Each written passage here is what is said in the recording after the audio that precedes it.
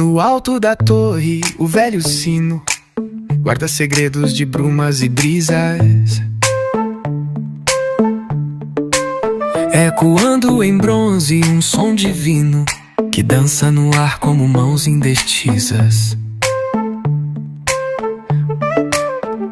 Bate o tempo, marca o passo, ressoa em almas distraídas. Um chamado lento, um breve abraço nas curvas mansas das despedidas. Sino que canta sem ter voz, mas que chora quando a partida, mesmo calado, fala por nós. Na fé, no luto, na nova vida. Olha eles posto sem pele, sustentando um corpo que tropeça e se perde. Forte e frágil, no silêncio da noite, guarda as marcas das quedas, das dores, dos açoites.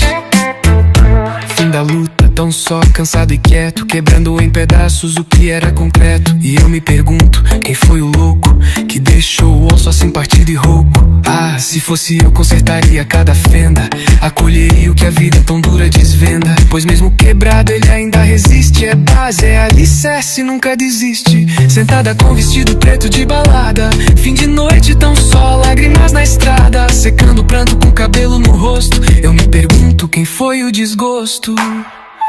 Ah, se fosse eu, estaria ao seu lado, no banco do passageiro, no caminho errado. Erraria a rota para ganhar mais tempo, te proteger do mundo e seu tormento.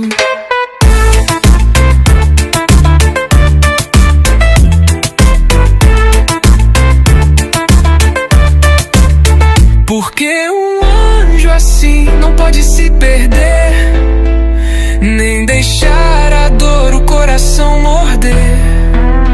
O que fizeram contigo foi covardia, mas hoje prometo, não estará mais só meu dia. Toca sino, tua nota serena, faz do silêncio poesia plena. Pois em teu som há sempre um fim, mas também um novo começo em mim.